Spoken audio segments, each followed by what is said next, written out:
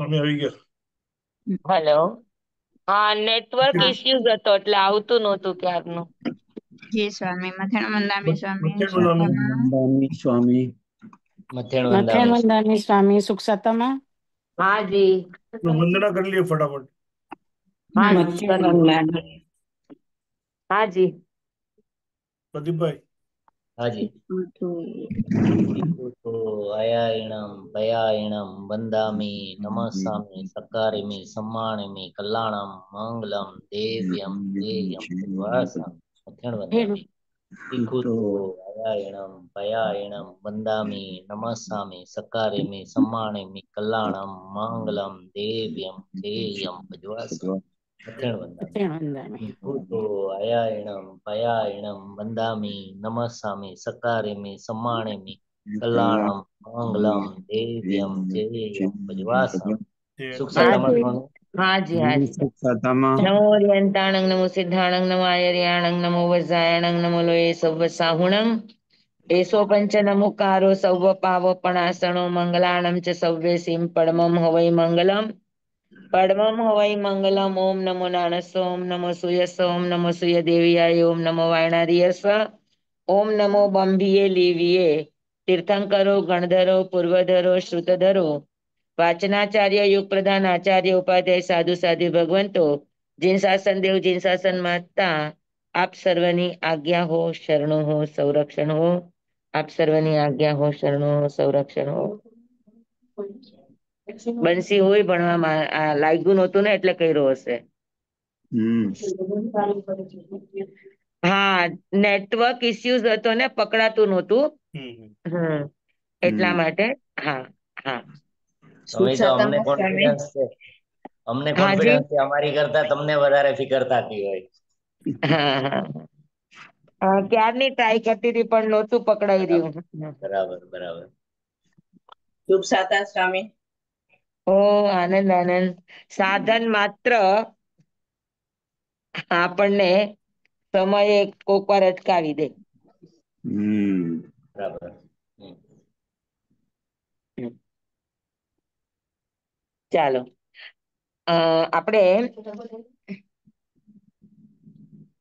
ઉમા સ્વાતિ ગૃદ્ધ પીછ આચાર્ય રચિત શ્રી તત્વાત સૂત્ર હવે આપણે શરૂ કરવાનું છે. એ પેલા આપણી ગયા ક્લાસની અંદર વાત હતી. અને આપણે શ્લોક એક કર્યો હતો તત્વાર્થનો મંગલાચરણનો. રાગ દ્વેષ વિજેતારમ ભેતારમ કર્મ ભૂભૃતામ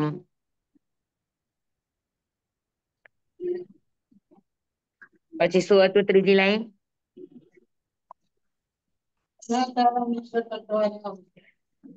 જ્ઞાતારમ વિશ્વ તત્વાનામ વંદે તદગુણ લબ્ધયે. આપણે શ્લોક ગયા ક્લાસની અંદર કર્યો કે મંગલાચરણમાં ઉમા સ્વાતિજીએ આ શ્લોકની રચના કરી છે. એનો અર્થ આપણે કરી લીધો તો બધાને ખ્યાલ આવી ગયો છે ને, તો આપણે રિપીટ નથી કરતા. જે સ્વામી આન્સર સમજાવો ને. હા. અમે આન્સર ગોતવાની બહુ કોશિશ કરી હવે અમને સમજાવો મળ્યું નથી અમને. અનિલભાઈ નો પ્રતિભાબેન ના એ બધાના જવાબમાં આમ આંશિકતા છે પણ પરિપૂર્ણ નથી. તમે અખંડિત અખંડિત હોય એ રીતના યસ. વેવ્સ જે આવે હા. એ અખંડિત હોય, એક સરખી લાઈનમાં હોય અને બધા વસ્તુ વ્યવસ્થિત એટલે ગોઠવાયેલું. બે વસ્તુ છે. અવધિ જ્ઞાન રૂપી પદાર્થોને જાણે છે એટલે રૂપી પદાર્થો ઉપરથી અનુમાન કરી શકે. એને પ્રત્યક્ષ કેવળ જ્ઞાન દેખાય નહીં કારણ કે એ અરૂપી છે અને અરૂપી અવધિ જ્ઞાનનો વિષય નથી. હમ એટલે એ અવધિ જ્ઞાનને કેવળ જ્ઞાન દેખાય નહીં, પણ કેવળ જ્ઞાનીની હકીકત શું હોય કે જેના ઉપરથી અનુમાન લગાડી શકે. જેમ કે આપણે દૂરથી ધુમાડો જોતા હોય તો અનુમાન લગાડે કે ભાઈ ધુમાડો અગ્નિ વગર ન હોય. હમ જ્યાં જ્યાં ધુમાડો હોય ત્યાં ત્યાં અગ્નિ અવશ્ય હોય. હમ અગ્નિ હોય ત્યાં ધુમાડો હોય ન હોય આને અવિનાભાવ કહેવાય. હમ એક પક્ષીય હાજરી હોવી, બીજા પક્ષીય જો તો હોય ન હોય બંને સંભાવના છે, તો હમ એને અવિનાભાવ સંબંધ કહેવાય. બરાબર.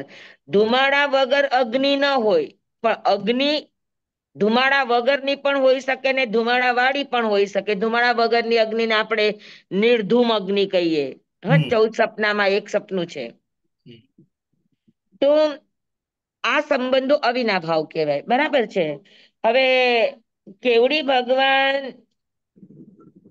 કેવળ જ્ઞાન પામે એ અવધિ જ્ઞાનીને દેખાતું નથી, પણ કેવળ જ્ઞાની બન્યા પછી જે સમયે સમયે એ પૂતગલો ગ્રહણ કરે છે. હમ હા, અને સમયે સમયે એના પૂતગલો નિર્જરા પણ થાય છે. બરાબર છે. હમ સમયે સમયે નિર્જરિત પૂતગલો અને સમયે સમયે ગ્રહણ કરાતા પૂતગલો. બરાબર છે. હવે પૂતગલો જે લેશે એ સ્વશરીર યોગ્ય પૂતગલો જ લેશે. હમ અને લેશે એ કેવા ભાવથી લેશે? તો કે પરમ શુક્લ લેસ્યાના ભાવથી લેશે. હમ હવે પરમ શુક્લ લેસ્યા સર્વાસિત વિમાનના દેવોને પણ હોય, હમ તો એ પણ સમયે સમયે પરમ શુક્લ લેસ્યાથી યુક્ત જ પરમાણુ લે. પણ ફરક શું પડે કેવડી અને સર્વાર્થ સિદ્ધ વિમાનના દેવતાની પરમ શુક્લ લેસ્યામાં ફરક શું પડે? હમ સમજાણું? એ મહત્વનું છે. આ હમ પરમ શુક્લ લેસ્યાના પરમાણુ પ્રતિભાવ એને કીધા અને તમે લયબદ્ધ તાલબદ્ધ કીધા, બે બરાબર છે. પણ એની હજુ મહત્વની એક કડી છે કે પરમ શુક્લ લેસ્યાના પરમાણુ સર્વાસિદ્ધ વિમાનના દેવતા પણ લે, કારણ કે એને જિંદગી પર્યંત પરમ શુક્લ લેસ્યા છે. એ હમ સિવાય પરમ શુક્લ લેસ્યા વાળા બીજા કેટલાય અપ્રમત સંતો સાધકો હોય કે જે પરમ શુક્લ લેસ્યાના પરમાણુથી ગ્રહિત હોય. હમ તો પરમ શુક્લ લેસ્યાના પરમાણુ ખાલી કેવડી ભગવાન જ લે એવું નથી, બધા જ લે. હમ તો એમની પરમ શુક્લ લેસ્યા અને આમની પરમ શુક્લ લેસ્યા, પરમ શુક્લ લેસ્યા જ છે. હમ ફરક શું હમ પડે? તો કે એમાં બે ફરક પડે. એટલે એની જે ઓરા છે, હમ હા, ઓરા જે પૂતગલો ગ્રહણ કરે એની જ આખી ઓરા નિર્માણ થાય. તો આ બધું, એક તો એની ઓરા એકદમ વ્હાઈટ, ધવલ અને એકદમ સ્નો વ્હાઈટ, એમાં એક પણ પ્રકારની જાય ન હોય. હા, એક પણ કલરની જાય ન હોય, એટલે એકદમ પ્યોરલી વ્હાઈટ. બરાબર. નંબર એક. કોઈ સંત છે અથવા તો સર્વાસિદ્ધ વિમાનના દેવતા છે, એની શુક્લ લેસ્યા દ્રવ્ય શુક્લ લેસ્યા પરમ શુક્લ લેસ્યા છે, હમ પણ આ બધા છદ્મસ્ત હોવાના કારણે હમ એ લોકોની ભાવલેસ્યા અંતમુહૂર્તે બદલાતી રહે, એક હમ સરખી ન રહે. હમ હવે સમજી લો કે પરમ શુક્લ લેસ્યા છે સર્વાસિદ્ધ વિમાનના દેવતાને જિંદગી પર્યંતની અવસ્થિત છે પરમ શુક્લ લેસ્યા, પણ એની ભાવલેસ્યા 6 પ્રકારની આવી શકે. અને 6 પ્રકારની ન આવે તો કમસે કમ તેજો પદ્મ શુક્લ આ 3 તો આવે જેની શુભ લેસ્યાઓ. હમ હવે 3 શુભ લેસ્યા આવે તો તેજો લેસ્યા આવે, પદ્મ લેસ્યા આવે, તો એના જે કલર છે તો વ્હાઈટ પરમાણુમાં એક કલરની જાય આવે. સમજાણું? કોન્સ્ટન્ટ વ્હાઈટ ના આવે. સ્લાઇટ યેલોઇશ આવતી હોય, સ્લાઇટ. યલોઈઝ આવે, રેડીઝ આવે, હમ એવી આવે. એકદમ સ્નો વ્હાઈટ, એકદમ ધવલ ના આવે. સમજાણું? તો પરમ શુક્લ લેસ્યા એવો ને પણ છે, પરમ શુક્લ લેસ્યા પણ છદ્મસ્ત હોવાના કારણે એની ભાવલેસ્યા ઉતાર ચઢાવ સાથે હોય. તો જેવી ઉતાર ચઢાવ સાથે હોય તો એની જાય એના પરમ શુક્લ લેસ્યાના પરમાણુમાં આવે, કારણ કે લેસ્યાના પરમાણુ સ્ફટિક જેવા હોય. હમ એટલે જે પણ જાય આવે એ જાય એની પાછળ પડે. હમ સમજાણું? હમ જ્યારે કેવડી ભગવાન છે એની ભાવથી પણ પરમ શુક્લ લેસ્યા છે અને દ્રવ્યથી પણ પરમ શુક્લ લેસ્યા છે, એટલે એ જે પણ એકદમ વ્હાઈટ શ્વેત સ્નો વ્હાઈટ એકદમ ધવલ પરમાણુ એ કોન્સ્ટન્ટ એવા ને એવા જ લે, એની અંદર જાય ના આવે. હમ. સમજાણું? હમ હને તો મહત્વનું છે પરમ શુક્લ લેશિયાના પરમાણુ પણ કોન્સ્ટન્ટ. તો સ્વામી થોડો નજીક આવી ગયા હતા. મેં કીધું સવારે અખંડિત એટલા માટે અખંડિત કીધું તું. થોડા થોડા નજીક આવી ગયા હતા. હા, અખંડિત એટલે એના પરમાણુ ખંડિત નથી થતા, પણ આ કોન્સ્ટન્ટ રે. એટલે સ્વામી અમે બધા મહેનત ઘણી કરી એમ. ઘણી કરી અઠવાડિયામાં ઘણાના જવાબો આવતા હતા. સ્વામી ઘણી બધી હા. બુક્સો ઉથલાવી, કેટલી બધી બુક્સો ઉથલાવી અમે.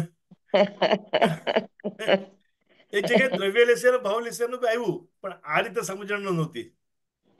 ખ્યાલ આવ્યો હવે? હા, ચરિતાનું પૂર્વી છે ને, ચરિતાનું પૂર્વી એમાં હતું. ચરિતાનુવલી, હા. હા, ચરિતાનુવલી એમાં હતું. પણ ખાલી ફક્ત દ્રવ્ય લેશિયા ભાવ લેશિયા બસ એમ જ હતું. છદ્મસ્તની દ્રવ્ય લેસ્યા બદલાયા કરે, એ અંતમુહૂર્ત જ હોય. ભાવ લેસ્યા દ્રવ્ય લેસ્યા લાંબી હોય, પણ ભાવ લેસ્યા અંતમુહૂર્તની જ હોય. તો એ બદલાય તો દ્રવ્ય લેસ્યામાં જાય બદલાય. આવ્યું ધ્યાનમાં? હા. હા, તો પરમ શુક્લ લેસ્યા છદ્મસ્તની પણ હોય.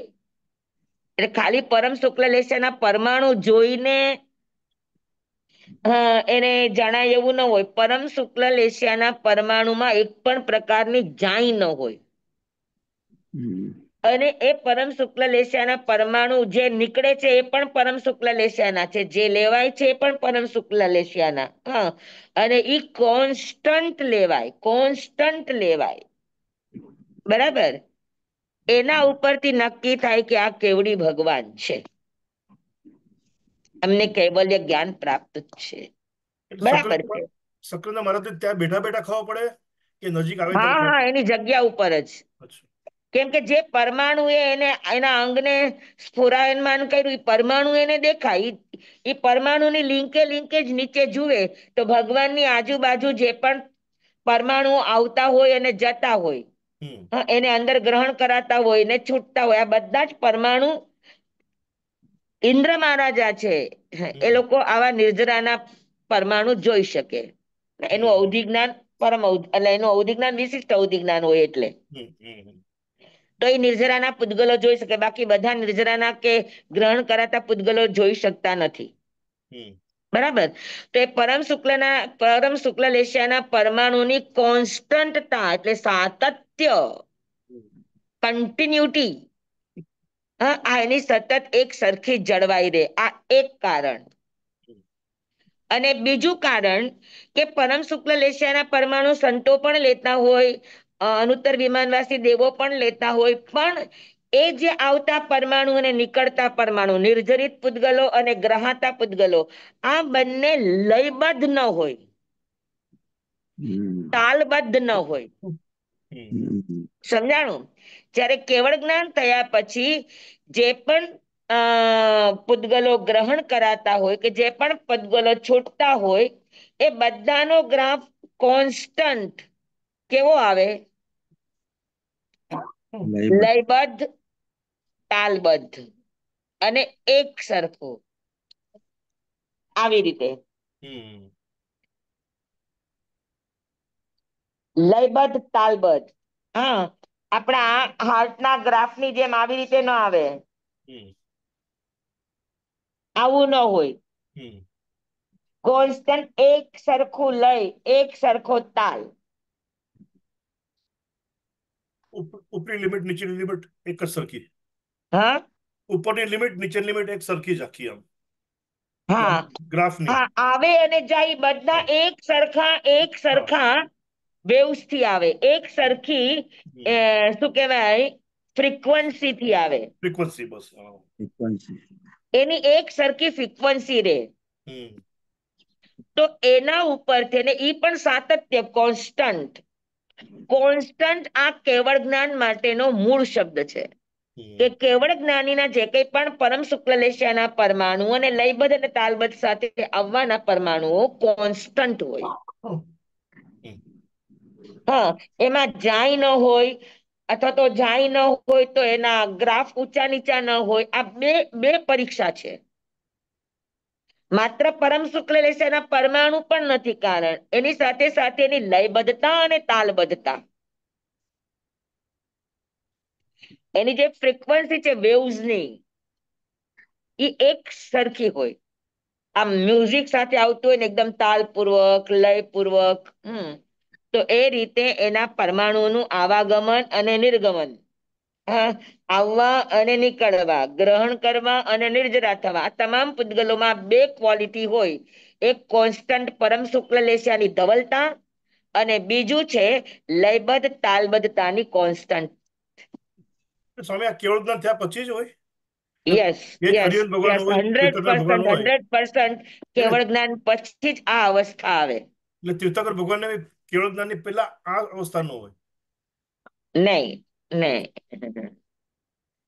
કોન્સ્ટન્ટ નો હોય. મેં તમને શું કીધું, છદ્મસ્ત છે એટલે એની લેશિયા બદલાય. બદલાયા કરે, ભાવ લેશ્ય બદલાય. સમજી લો કે શુક્લ લેશિયા છે, પરમ શુક્લ લેશિયા છે, તો શુક્લ લેશિયા બની જાય તો થોડીક એનામાં ધવલતામાં ફરક આવી જાય. પદ્મ લેશિયા આવે તો થોડીક રેડ એની જાય આવી જાય, તેજો લેશિયા હોય તો પીળી જાય આવી જાય, તો એવી જાઈઓ આવે. સમજાણું બધાને બરાબર? સ્વામી બધા એમ કે અવધિ જ્ઞાનનો ઉપયોગ મૂક્યો અને દેવીઓ આવે ને દેવતાઓ આવે ને નગાડા વગાડે ને દેવ દુદુંબી વાગે, પણ એ બધું નક્કી તો આ બધું કરે દેવ, તો દેવને જ કેમ ખબર પડી કે એને કેવળ જ્ઞાન થયું છે? આપણો પ્રશ્ન એ હતો. સ્વામી આનો જવાબ એવી રીતે જ આપી શકાય ને કે એની ઓરા સફેદ જ હોય, બીજું જરા પણ કલર બદલાય નહીં. એનો જવાબ એ છે કે ઇન્દ્ર મહારાજાને ભગવાનના કેવળ જ્ઞાનની ખબર કેવી રીતે પડે? હા, તો જેવું આસન ચલાયમાન થાય એટલે ઉપયોગ મૂકે ઇન્દ્ર મહારાજા, અને ઉપયોગ મૂકે તો એને ગોદોહાસનમાં બેઠેલા ભગવાન દેખાણા. બરાબર.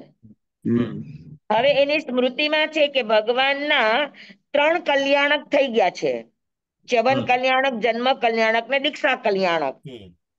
હવે ભગવાનને હોય તો કયું કલ્યાણક હોય? કેવળ કલ્યાણ. તો કે કેવળ.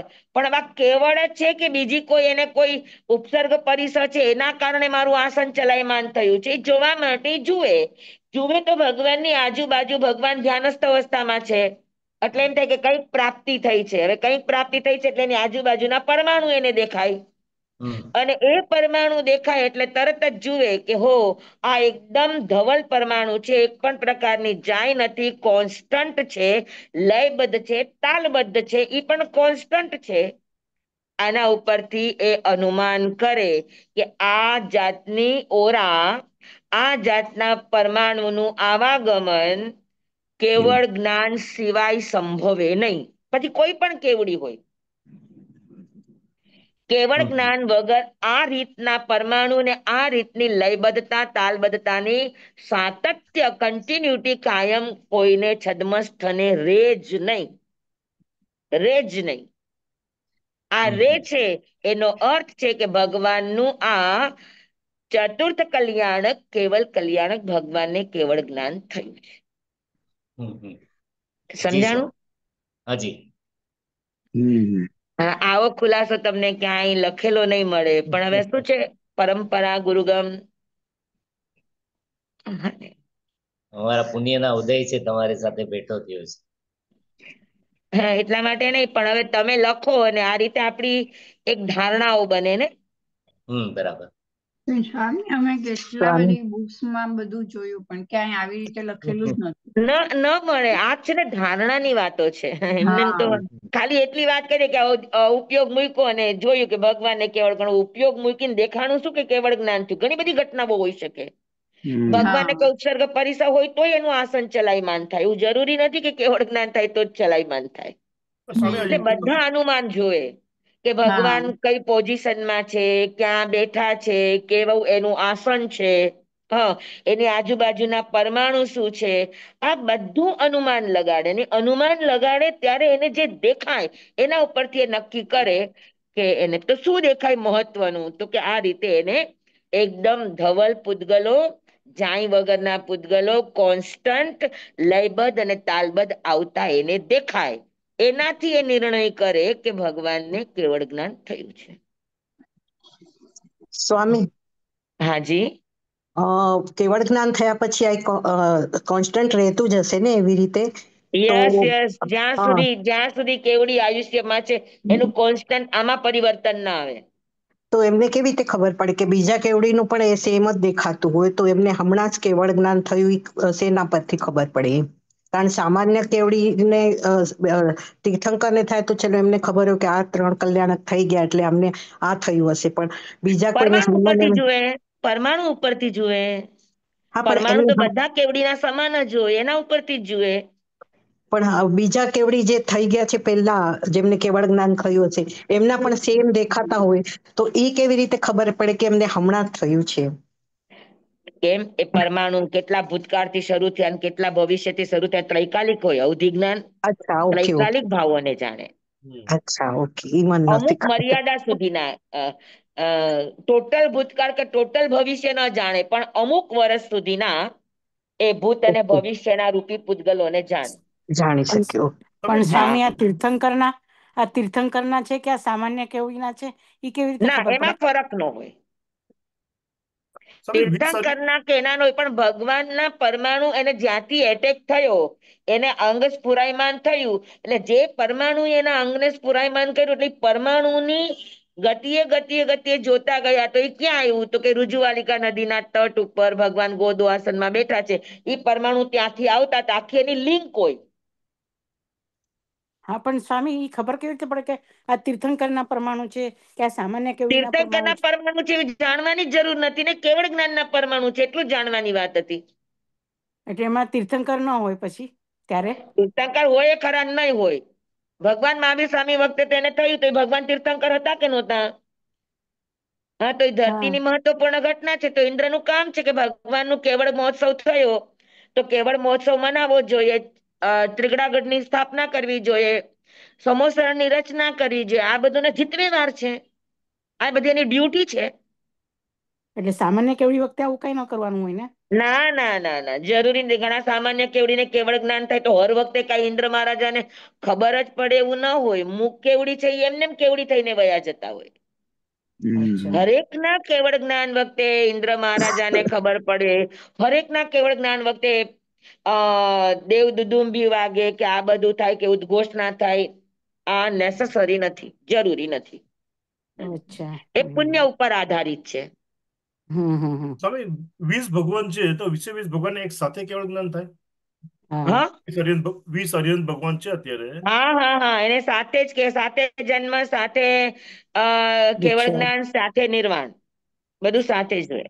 એટલે 20 દીક્ષા ને જગ્યાએ બધું 20 સાથે. ઇન્દ્ર ભગવાન અને આ કરવું પડતું હશે ને? હા, કેવળ આ બધું ઇન્દ્ર મહારાજા. એટલે હા. હવે સમજી લો કે 20 વિહરમાન છે તો 10 સક્રેન્દ્રના ભાગમાં આવે ને 10 ઈશાનેન્દ્રના ભાગમાં આવે. રાઈટ. સમજ્યા? હમ તો સ્વામી 10 નું સક્રેન્દ્ર સંભાળે, 10 નું ઈશાનેન્દ્ર સંભાળે. સ્વામી શુદ્ધ પૂતગલો છોડે એ પછી કોણ ગ્રહણ કરે? હા, ધ્યાન સાધકો.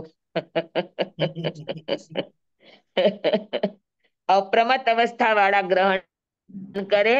ન ગ્રહણ કરનારા કોઈ ન હોય ને તો નિસર્ગ એને ડીપ ફ્રીઝ કરીને સેવ કરી લે. હા, જેમ તમે વસ્તુ બનાવીને એર ટાઈટ ડબ્બામાં ફ્રીજમાં મૂકો ને એવી રીતે. એને ફ્રીજ કરી નાખે.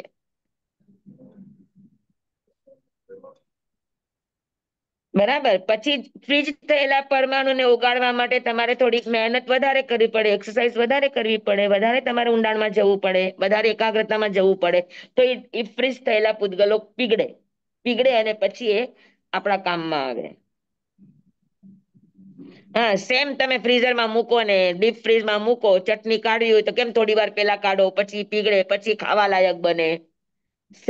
સેમ પદ્ધતિ. આવી ધ્યાનમાં બધાને? જી સ્વામી.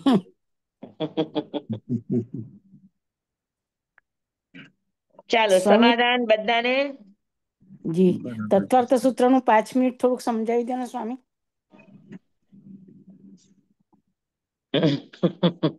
તત્વાર્થ સૂત્ર એ ઉમા સ્વાતિજીનું લખાયેલું આ સૂત્ર છે. એટલે વીર નિર્વાણ 1000 ની અંદરમાં આ સૂત્રની રચના થઈ છે, વીર નિર્માણ પછી. કેમ કે કોણે લખ્યું, શું લખ્યું, એના ઇતિહાસનો ઉલ્લેખ 5મી, 6ઠી, 7મી શતાબ્દીની વચ્ચે મળે છે. અમુક જે ધવલા ટીકા વગેરે જે છે એમાં. તો એના ઉપરથી લાગે છે કે 1200 વર્ષ ભગવાનના નિર્વાણ થયા પછી ઉમા સ્વાતિજી દ્વારા તત્વાર્થ સૂત્રની રચના થઈ છે. અને આ તત્વાર્થ સૂત્રની રચના એને માટે 2 નામ આવે છે, ગૃધપીછ આચાર્ય અને બીજું આવે છે ઉમા સ્વાતિ.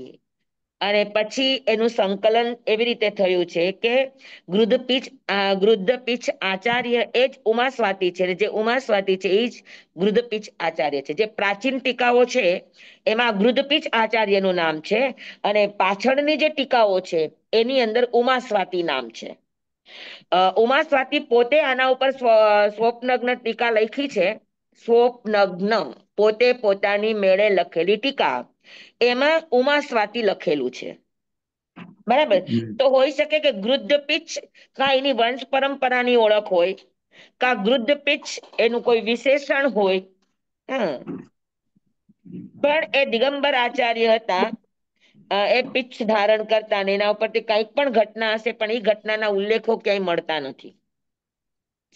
એટલે બને છે કે ગૃધપીછ એ એનું વિશેષણ હોય અને ઉમા સ્વાતિ એનું નામ હોય. તો આ રીતે ગૃધપીછ આચાર્ય ઉમા સ્વાતિજી દ્વારા તત્વાર્થ સૂત્રની રચના થઈ. અને આ તત્વાર્થ સૂત્રની રચનામાં નિમિત્ત શું બન્યું એની માટે પણ 2 ઘટના છે, જે આપણે ગયા ક્લાસની અંદર કહ્યું હતું. કે એક ઘટના એવી છે કે ભાઈ એક આચાર્ય ઉદ્યાનમાં બિરાજમાન છે ને એક ભક્તે આવીને પ્રશ્ન પૂછ્યો કે આત્માનું કલ્યાણ શેનાથી થાય. તો એમણે સમ્યક દર્શન જ્ઞાન ચારિત્ર થી એને શરૂઆત કરી. પછી એ પ્રશ્નનું સમાધાન થયું એટલે પ્રશ્ન થયો કે ભાઈ સમ્યક એટલે શું. એટલે બીજા સૂત્રની રચના થઈ. આમ એક પ્રશ્ન થતા ગયા અને એના જવાબમાં એક સૂત્ર રચાતું ગયું. આવી રીતે એ ભક્તના પ્રશ્નો અને આચાર્યના જવાબો 10 દિવસ ચાલ્યા, અને એ 10 દિવસની રચના એનું નામ છે તત્વાર્થ સૂત્ર. જી 10 અધ્યાય છે. એમાં પહેલા 4 અધ્યાયમાં જીવ વિષયક વાતો છે, અને પછીના અધ્યાયોની અંદર અજીવ, પરમાણુ પૂદગલ, પછી આશ્રવ તત્વ, સંવર તત્વ, બંધ તત્વ, નિર્જરા તત્વ અને મોક્ષ તત્વ, 7 તત્વની વાત તત્વાર્થ સૂત્રમાં છે. જીવ તત્વ, અજીવ તત્વ, પુણ્ય પાપ નથી, જીવ, અજીવ, આશ્રવ, સંવર, બંધ, નિર્જરા અને મોક્ષ, આ 7 તત્વની વાતો છે તત્વાર્થ સૂત્રની અંદર. અને આમ તમે ગણો તો તત્વાર્થ સૂત્રમાં જૈનાગમના પાયાના બધા જ વિષયો તત્વાર્થ સૂત્રની અંદર લઈ લેવામાં આવ્યા છે. એટલે એમ કહીએ ને કે ગાગરમાં સાગર છે તત્વાર્થ સૂત્ર એટલે. અને એ પણ સૂત્રાત્મક છે, એટલે કંઠસ્થ કરનારને પણ એ સારું પડે. અને એ ખાલી તત્વાર્થ સૂત્રના 10 અધ્યાય કંઠસ્થ કરે તો એને જૈનાગમનું લગભગ પાયાનું જ્ઞાન, નય, નિક્ષેપ, પ્રમાણ, તત્વ, પછી શું કહેવાય, લેશ્યા, કર્મ, આ બધા જ સિદ્ધાંતો, વ્રત, અણુવ્રત, મહાવ્રત, આ બધી જ વાતો, એટલે 4 અનુયોગ તમને આની અંદર મળે તત્વાર્થ સૂત્રની અંદર. સમજાઈ ગયું બરાબર?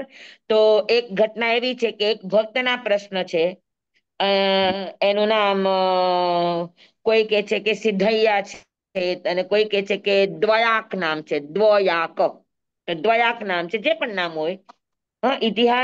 ઇતિહાસ નામ સાથે સંબંધ ઠીક છે, આપણને મળે એના કોઈ પ્રમાણ તો ઠીક છે, ને તો એટલી વાત છે કે ભાઈ જિજ્ઞાસુના પ્રશ્ન છે અને આચાર્યના જવાબ છે. પછી હવે જિજ્ઞાસુએ આવીને પ્રશ્ન પૂછ્યો કે જિજ્ઞાસુએ પોતાના ઘરની દિવાલ ઉપર દરરોજ એક સૂત્ર લખવું. ઘણાની એવી આદત હોય કે પોતાના ઘરની દિવાલ ઉપર એક શું વાક્ય લખવાનું. હા, તો એના ઘરે શું વાક્ય લખ્યું હતું કે જ્ઞાન દર્શન ચારિત્રાણી મોક્ષ માર્ગ હો. અને ગ્રદ્ધ પિચાચાર્ય ઉમા સ્વાતીજી એમના ઘરે ગોચરી માટે ગયા. એમણે આ સૂત્ર દિવાલ ઉપર વાંચ્યું. તો એને ગોચરી લઈને જતા હતા ત્યારે એની ઉપર એક શબ્દ જોડ્યો, સમ્યક. રાત્રે ભાઈ ઘરે આવ્યા શ્રાવક. એને પૂછ્યું કે મેં તો જ્ઞાન દર્શન ચારિત્રાણી મોક્ષ માર્ગ લખ્યું હતું, આ સમ્યક શબ્દ કોણે લખ્યો? તો ખબર પડી કે આજે આપણા ઘરે આચાર્ય ભગવંત આવ્યા હતા ગોચરી માટે, એમણે લખ્યું છે. તો કે ક્યાં છે? તો કે ઉદ્યાનમાં છે. એટલે ઉદ્યાનમાં જાય છે. તો કે મેં જ્ઞાન દર્શન ચારિત્રાણી મોક્ષ માર્ગ લખ્યું હતું, તમે સમ્યક લખ્યું છે. તો સમ્યક એટલે શું? એટલે પછી બીજું સૂત્ર આપે છે કે તત્વાર્થ શ્રદ્ધાનામ સમ્યક દર્શનમ. સમજાણું? તો આ રીતે પ્રશ્નો થયા અને એના જવાબમાં આચાર્યોએ જે આપ્યું સૂત્ર રૂપે આપ્યું અને આ રીતે તત્વાર્થ સૂત્રની રચના થઈ. સમજાણું બરાબર? જી જી સ્વામી. તત્વાર્થ ઉપર ઘણી બધી ટીકાઓ લખાણી છે. સર્વાર્થ સિદ્ધ લખાણું, તત્વાર્થ રાજવાર્તિક લખાણું, પછી તત્વાર્થ ઘણા નામ છે. મને અત્યારે ભૂલાઈ ગયા છે, પણ લગભગ 6 થી 7 ટીકાઓના નામ આવે છે. એમના કન્નડી ટીકા છે. તો આ રીતે તત્વાર્થ સૂત્ર આપણી સામે આવ્યું છે. હવે આપણે તત્વાર્થ સૂત્રની શરૂઆત કરીએ છીએ. બરાબર છે? બધાને સમજાઈ ગયું આટલું? જી સ્વામી. પણ હવે કોઈ જી સ્વામી. ગેરહાજર નહીં રહેતા, હા, કેમ કે ગયું હોય પછી પાછું લઈએ તો બધાના સમય ઓલા થાય, એટલા માટે. જી સ્વામી, સોરી. હા હા, પણ હવે રેગ્યુલર લેજો. તત્વાર્થ સૂત્રમાં કોઈ ખાડો નહીં કરતા, તો તમને પછી આગળ અને કદાચ કોઈને ન હોય તો આપણું રેકોર્ડિંગ ચાલે જ છે. હે ને? હવે તત્વાર્થ સૂત્ર શરૂ થયું. પેલું સૂત્ર લખેલું હોય કે પેલું સૂત્ર જિજ્ઞાસા છે કે આત્માનું કલ્યાણ કેમ થાય, તો એની માટે સૂત્ર આપવામાં આવ્યું કે સમ્યક દર્શન જ્ઞાન ચારિત્રાણી મોક્ષ માર્ગ. આપેલું સૂત્ર છે. બરાબર? હું તમને આજે મને ટાઈમ નહોતો રહ્યો, હું તમને લખીને મોકલીશ આજનું સૂત્ર. એવી રીતે હું તમને 5-5 સૂત્રો લખીને મોકલીશ, અથવા તો એની મને કોઈ લિંક મળશે તો એ મોકલીશ.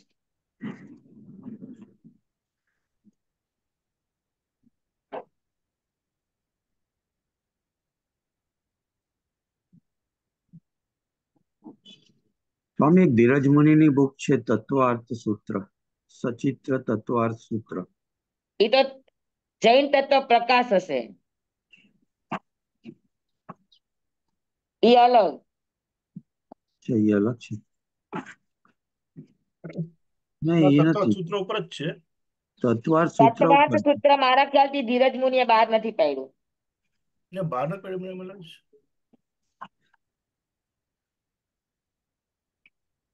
જુઓ, આ સૂત્ર છે પેલું, સમ્યક દર્શન જ્ઞાન ચારિત્રાણી મોક્ષ માર્ગ. બરાબર? સમ્યક દર્શન જ્ઞાન ચારિત્ર આ મોક્ષ માર્ગ છે. આનું ગુજરાતી ખાલી આટલું. બરાબર? હવે આપણને પ્રશ્ન થાય કે મોક્ષ જ્ઞાન દર્શન ચારિત્રાણી, ચારિત્રાણી આ બહુવચન છે.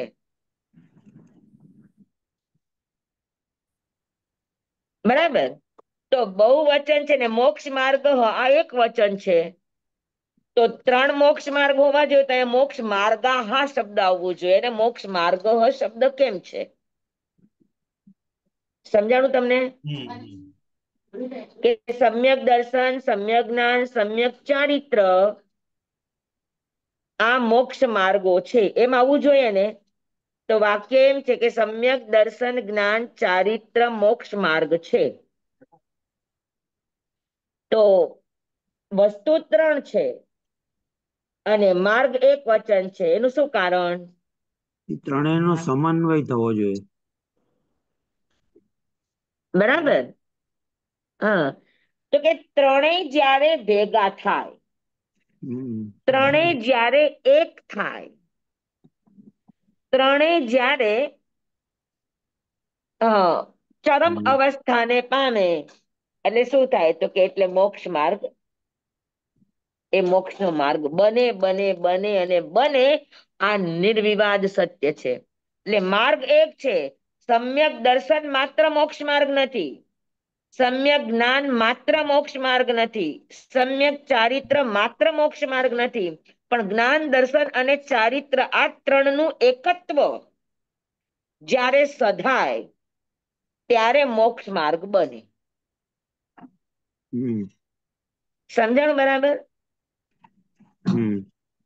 અત્યારે આપણી પાસે ઠોકડાનું જ્ઞાન છે, બરાબર છે. પછી કોઈ શ્રાવક વ્રત પાળે છે, કોઈ સાધુ વ્રત પાળે છે, એટલે ચારિત્રય છે. તો અત્યારે આપણી પાસે મોક્ષ માર્ગ નથી, કારણ કે આપણી પાસે આ દર્શન નથી, સમ્યક દર્શન. સમજાણું તમને? એટલે સૌથી પહેલા આ આવે, પછી આ આવે, પછી આ આવે. ત્રણેય જ્યારે શરૂઆત થાય અને ચરમ કક્ષાએ પહોંચે, એ આખો મોક્ષ માર્ગ છે. બરાબર છે? તો દર્શન, જ્ઞાન, ચારિત્ર આ ત્રણનું એકીભૂતપણું, ત્રણેયનું સમન્વય, ત્રણેયનું એક સાથે અખંડ ભાવે અને અભિન્ન ભાવે ત્રણ જ્યારે એક રૂપ, એક રસ, એક ભાવ બને ત્યારે એ મોક્ષનો માર્ગ બને. એટલે પેલા દર્શન જ આવે સ્વામી કાયમ? હંમેશા હંમેશા. અચ્છા. દર્શન વગર હવે અત્યારે આપણે સમજી લો કે આપણી પાસે ઠોકડાનું, આગમનું ઘણું બધું જાણપણું છે, નથી? તો જાણપણું અને જ્ઞાન આમાં ફરક છે. જાણપણું છે એ તમને વિદ્વતા આપી શકે, પણ તમને જ્ઞાની ન બનાવી શકે. તમે પંડિત બની જાઓ, તમે વિદ્વાન બની જાઓ, પણ તમે જ્ઞાની ન થાવ. જ્ઞાની થવા માટે આગળ દર્શન જોઈએ. બરાબર? તો જાણપણું છે, પણ જાણપણું તમારું વેલ્યુએબલ ક્યારે બને? જાણપણું તમારું પ્રમાણિત ક્યારે બને? જાણપણું તમારું પ્રૂવ ક્યારે થાય? કે જો સમ્યક દર્શનનો આગળ એકડો લાગ્યો હોય તો. એ જ જ્ઞાન, એ જ જાણપણું, એ જ બોધ સમ્યક રૂપે પરિણમી જાય, એટલે સમ્યક જ્ઞાન બની જાય. આચરણ પણ કરતા હો, સામાયિક કરતા હો, પ્રતિક્રમણ કરતા હો, અપવાસ વગેરે ક્રિયાત્મક તમે ધર્મ કરતા હો, તો એ ધર્મ પણ છે, ચારિત્ર છે, સંયમ છે, ત્યાગ છે, એની ના નહીં. પણ ત્યાગની અંદર જે વૈરાગ્ય આવવો જોઈએ, એ જ્યાં સુધી તમારું દર્શન ન શુદ્ધ થાય ત્યાં સુધી તમને વૈરાગ્ય એટલે નિર્વેદ ભાવ ના આવે. નિર્વેદ ભાવ આવે દર્શન જાયગા પછી જ. સમજાણું તમને? તો દર્શન આવવાથી જ્ઞાન અને ચારિત્ર બંને પ્રમાણિત થાય, પ્રમાણભૂત થાય, સમ્યક બને. એ પેલા સમ્યક હોય પણ ખરા, સમ્યક ન હોય. સમ્યક દર્શન પેલા જે પણ જ્ઞાન જાણપણું છે, જે પણ ચારિત્ર છે, નકામું નથી, પણ એ સમ્યક ન બને. અને સમ્યક ના બને ત્યાં સુધી મોક્ષ માર્ગની શરૂઆત ન થાય. મોક્ષ માર્ગની શરૂઆત ચોથા ગુણસ્થાનથી થાય. સમજાણું બરાબર? જી સ્વામી. પણ મોક્ષ માર્ગની પૂર્ણતા 14મા ગુણસ્થાનમાં થાય. જેમાં મોક્ષ માર્ગના ત્રણેય હિસ્સા એકદમ એક્સ્ટ્રીમ લેવલ ઉપર પહોંચે, એની નેક્સ્ટ મોમેન્ટે મોક્ષ હોય ને હોય જ. આ જ મોક્ષ માર્ગ કહેવાય. કે ત્રણ ભેગા થાય એટલે ધીરે ધીરે ધીરે ધીરે મોક્ષ માર્ગ થાય. પણ ઘણી વખત પાછું દર્શન વયું જાય, સમ્યક દર્શન ચાલ્યું જાય, મિથ્યાત્વ આવી જાય, તો વળી પાછું જ્ઞાનમાં અને ચારિત્રમાં ઊંચા નીચાપણું આવે. તો આવી ઊંચા નીચાપણાની યાત્રા ચાલે, કારણ કે હજુ ત્રણે પરિપૂર્ણ નથી બન્યા. હજુ એની શરૂઆત છે, પાપા પગલી છે, પણ એ ચડાવ ઉતાર કરતા પણ એક વાર સમ્યક દર્શન થયું છે એટલે અવશ્ય પૂર્ણતાને તો પામવાનું જ છે. બરાબર? જેમાં 5 સમવાય ભેગા થશે અને જ્ઞાન પરિપૂર્ણ ક્યારે બને? તો કે કેવળ જ્ઞાન થાય ત્યારે. દર્શન પરિપૂર્ણ ક્યારે બને? તો કે કેવળ દર્શન થાય ત્યારે. ચારિત્ર પરિપૂર્ણ ક્યારે બને? ત્રણેય અખંડ ક્યારે બને? તો કે કેવળ જ્ઞાન, કેવળ દર્શન અને યથાખ્યાત ચારિત્ર. આ ત્રણેય જ્યારે એકીભૂત બને અને એ પણ યથાખ્યાત ચારિત્ર અયોગ દશાનું એટલે સ્વરૂપ રમણતા રૂપ યથાખ્યાત ચારિત્ર ઈ આવે એના 5 રસ્વાક્ષર ની અંદર તમને મોક્ષ ની પ્રાપ્તિ થઈ જાય. આ મોક્ષ માર્ગ છે. સમજાણું બરાબર બધાને? જી સ્વામી. હા, બરોબર. સમ્યક દર્શન જ્ઞાન ચારિત્રાણી બહુવચન છે કે દર્શન જ્ઞાન અને ચારિત્ર છે ત્રણેય જુદા જુદા. પણ આ ત્રણેય જ્યારે એક બને ત્યારે શું બને? તો ત્યારે મોક્ષ માર્ગ બને છે ત્રણેય અલગ અલગ અવસ્થાઓ જીવની. એક દર્શન ગુણની અવસ્થા છે, એક જ્ઞાન ગુણની અવસ્થા છે, એક ચારિત્ર ગુણની અવસ્થા છે. ત્રણેય અલગ અલગ ગુણોની અવસ્થા છે. પણ ત્રણેય ગુણો જ્યાં સુધી એકરૂપ ન બને, એક રસ ન બને, ત્યાં સુધી એ મોક્ષનો માર્ગ ન બને. આવ્યું ધ્યાનમાં? જી.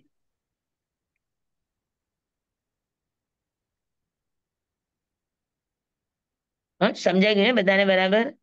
જી સ્વામી. તો આ તત્વાર્થ સૂત્રનું પેલું સૂત્ર છે. સમ્યક દર્શન જ્ઞાન ચારિત્રાણી મોક્ષ માર્ગ, મુક્તિનો માર્ગ છે.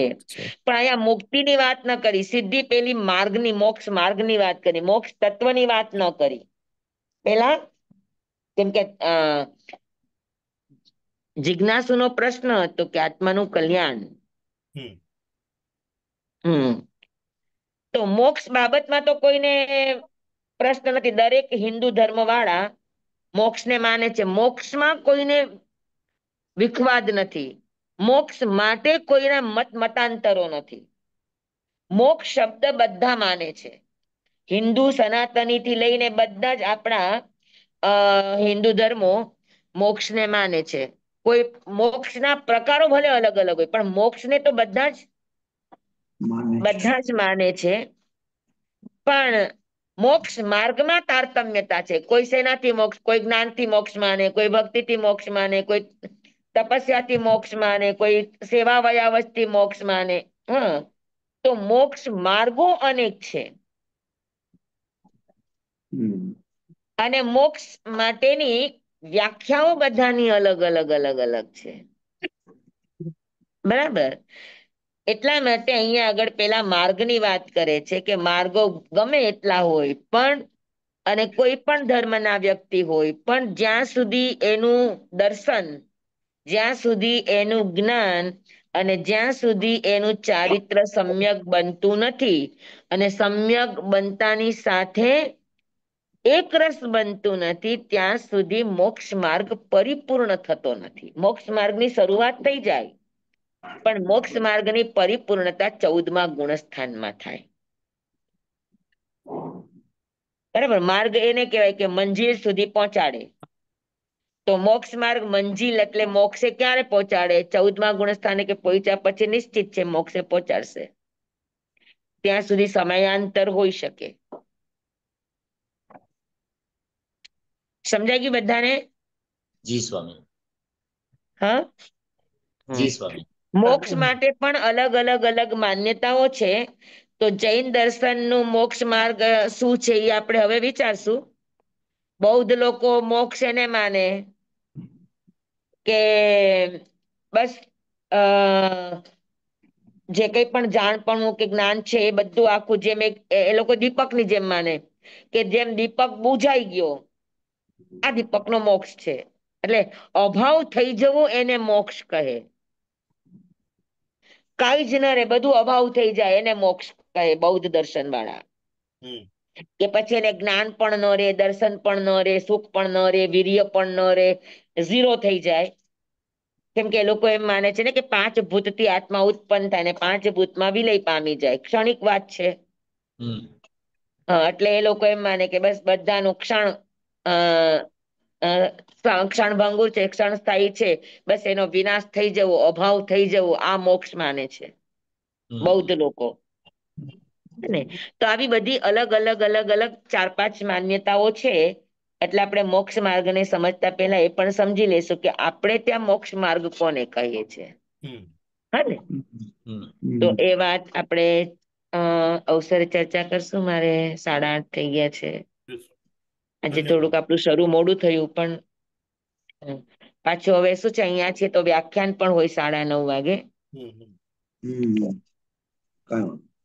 થેન્ક યુ સ્વામી, ધન્યવાણી. હા, તો આજે આટલું રાખશું આપણે. પહેલું સૂત્ર બધાને બરાબર યાદ સમજાઈ ગયું છે ને? જી સ્વામી, આપકો ઉપકાર આપનો. હા. આપણો ખૂબ ખૂબ આભાર આ ઉપકાર. મારું શું કેવું છે કે જો બને ને તો તમે લોકો એક એક સૂત્ર, 2-2 સૂત્ર જ આપણા ચાલશે, તો તમે એક અઠવાડિયામાં એ કંઠસ્થ કરી શકો. અનિલભાઈ. હા, તમે મોકલાવો, અમે કંઠસ્થ કરીને. હા, પ્રદીપભાઈ, તમે લોકો બધા આપણા જેટલા પણ ભણનારા છે ઈ તમે લોકો ટ્રાય કરજો. ચોક્કસ. જોઈને બોલવાની અને પછી કંઠસ્થ કરવાની. નાના નાના સૂત્રો છે, પણ સ્વામી સમજાઈ જાય એવા છે. બુકની PDF હોય તો મૂકી દો ને ગ્રુપમાં. હા, એટલે જોઉં છું હમણાં, જોઈ લઉં અને પછી મૂકી દઉં છું. હા, અનિલભાઈ, તમને ફોટો મોકલાવી દો. હા. આપણી પાસે જે છે ને, સૂત્રાર્થ રહસ્ય શું છે? હાજી. સૂત્રાર્થ રહસ્ય.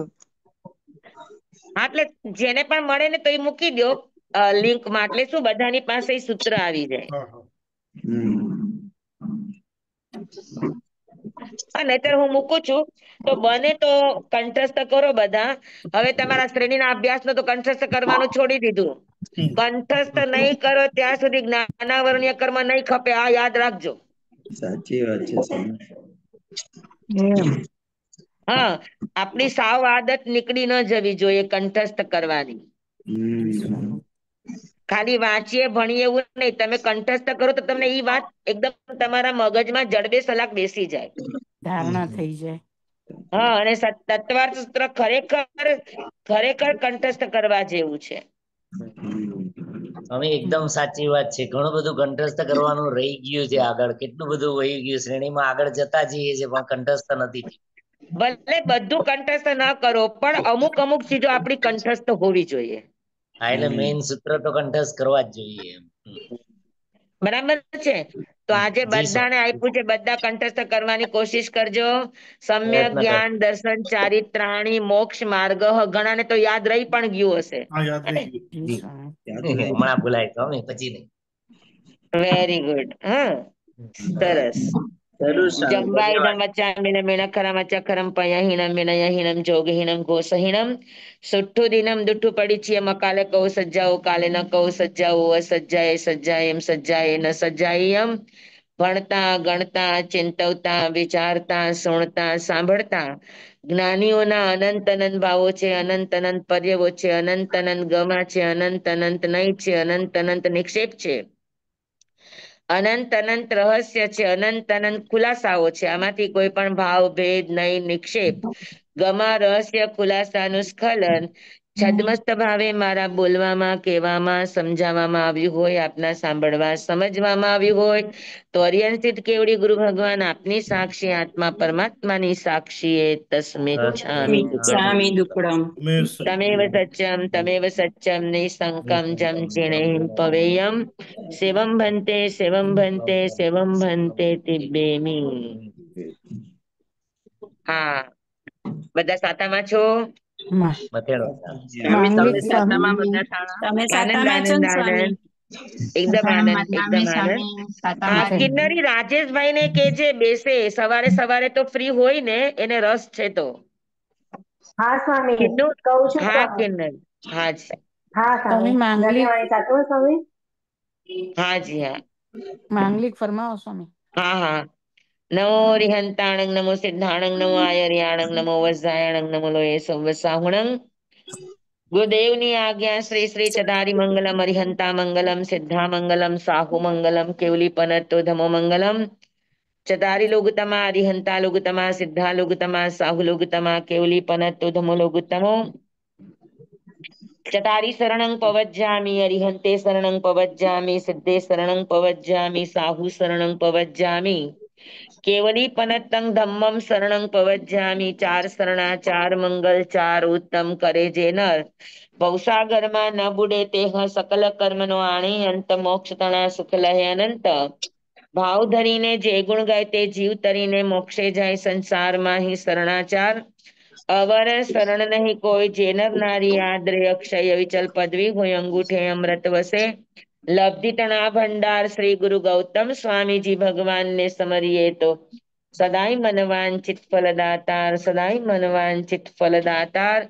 बोलो भगवान महावीर स्वामी की जय। पूज्य गुरुदेव की जय। हाँ, आप बधाने खूब खूब धन्यवाद। આપનો ખૂબ ખૂબ આભાર સ્વામી. ખૂબ આભાર સ્વામી. સ્વામી આપ કલકત્તા પહોંચી ગયા? હા, કલકત્તા છીએ અત્યારે, બડા બજાર છીએ. અચ્છા, હજી રોકાણ છે ને?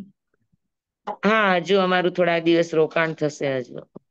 ત્યાં સ્વામી સૂર્યોદય કેટલા વાગે થાય ત્યાં? અહીંયા સૂર્યોદય કેટલા વાગે થાય છે? રાઈટ, સૂર્યાસ્ત 5:20 5:15 થાય છે. સૂર્યોદય નૌકા તમારી 7:10 આવે છે, એટલે 6:17 કે 18 થાય છે લગભગ. એટલો વહેલો છે. નૌકાથી 7:10 આવી જાય છે. 7:10 11 આવી જાય છે. પોણો કલાક જેવો ફરક છે. હા, બોરસી આવી જાય છે 9:07. જી જી, ભલે બધાને જય જિનેન્દ્ર. જય જિનેન્દ્ર. સારામાં રહેજો સ્વામી. રહેજો.